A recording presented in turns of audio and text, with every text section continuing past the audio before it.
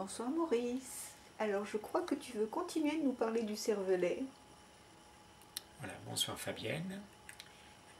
Une nouvelle émission toujours dédicacée à Reality Olivier et aux auditeurs et spectateurs de nos petites œuvres. Je dis petite volontairement parce que j'aime bien ça. Ce côté comme on fait là tranquillement, douillettement, sans se casser la tête, comme l'éveillé, un conteur, qui n'essaye pas d'imposer aux gens.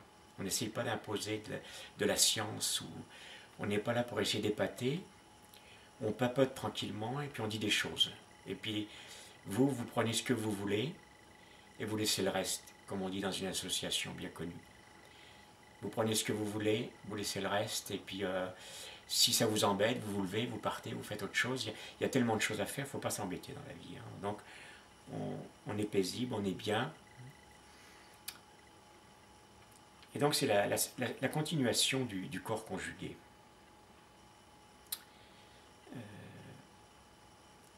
L'être humain, il a par exemple fait, il a inventé la flèche, le poignard, les épées, qui sont en fait des substituts d'un sexe humain, qui sont des organes péniens.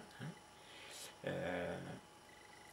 On urine, donc on a inventé le jet d'eau. Enfin voilà, c'est pour dire que techniquement, presque tout ce qui nous entoure provient de nos corps. Ce sont des extrapolations de l'humanité. Or, curieusement, dans la nature, ça ne fonctionne pas comme ça. Et il a fallu longtemps pour qu'on s'en rende compte. Par exemple, un saumon qui va très vite dans l'eau, on croit que le saumon se déplace en ligne droite. Eh bien, on s'est aperçu que le saumon, pour aller vite, doit se présenter légèrement de biais, c'est-à-dire que son museau doit créer une turbulence, et que cette turbulence crée une résistance minimum de l'eau autour de lui, et le saumon avance vite parce qu'en fait il avance de biais. Et en fait c'est assez révolutionnaire si on y réfléchit. C'est la même chose avec le canard. Le canard, on s'est moqué longtemps du canard parce qu'il est gros, il est rond, il a une tête qui n'est pas belle, et en fait le canard vole très très bien, vole très très vite et vole très longtemps. Et on s'est rendu compte de même que l'espèce de bulle qu'il a, le bulbe, je veux dire, sur la tête, hein, le canard, il a une tête qui n'est pas profilée, eh bien, en fait, c'est pareil, l'air est obligé de monter dessus, et en fait, annihile les turbulences, et le canard est bien plus efficace que s'il était un organe tout droit, comme une simple flèche. Idem le requin, qui a une peau rugueuse, il n'a pas une peau lisse, il a une peau rugueuse, et c'est cette peau rugueuse qui va créer cette moindre résistance et donc faire avancer le poisson vite. Voilà. C'est pour dire que les apparences ne sont pas ce que l'on croit. Et pour revenir à mon cervelet,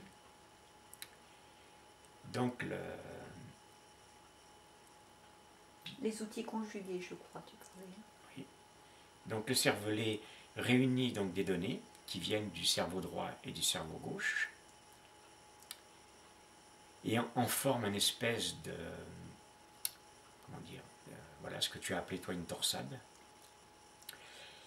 Et l'ennui, c'est que notre société est aussi double, homme-femme, et que la torsade est devenue plus masculine que féminine.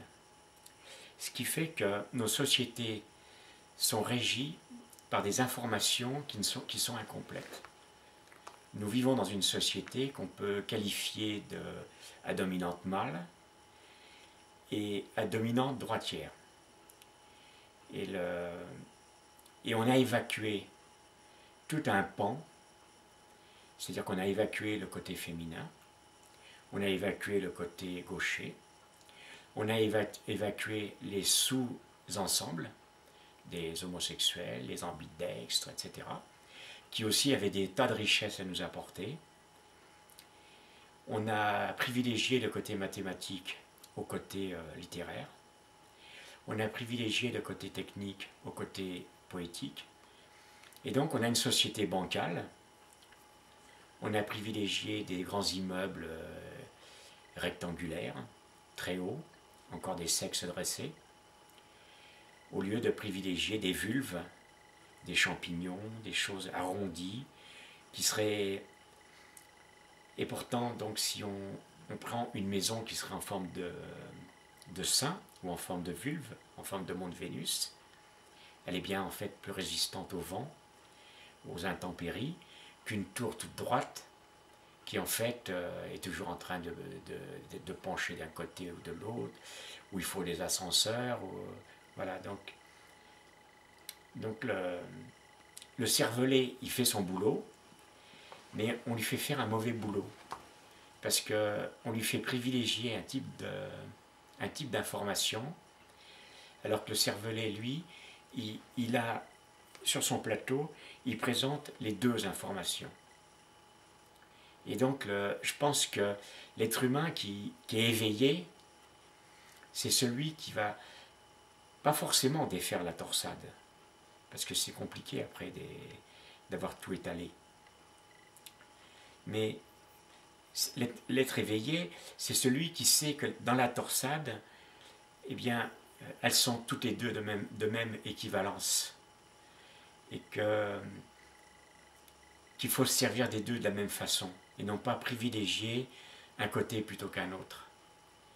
Et qu'un être éveillé, qui se sert bien de son cervelet, il doit de temps en temps essayer de s'amuser à conduire de la main gauche, ou à écrire de la main gauche, même si c'est un peu chaotique.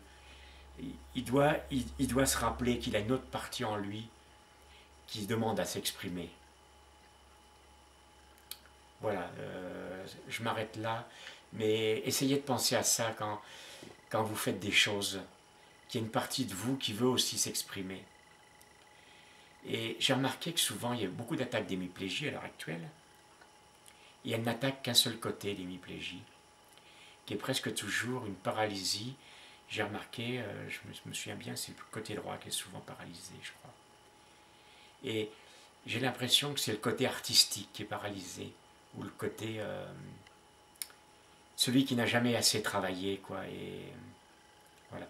Alors là, je peux me tromper, parce qu'il faudrait que j'y réfléchisse plus profondément, mais je pense que l'hémiplégie ne vient pas par hasard chez l'être humain. Il y a vraiment un côté qui est trop bancal, et le cerveau disjoncte à un moment donné. Voilà, je m'arrête là, et merci à Reality qui me fait un peu penser à tout ça. Merci Maurice. Merci Bonsoir. Fabienne. Bonsoir à tous.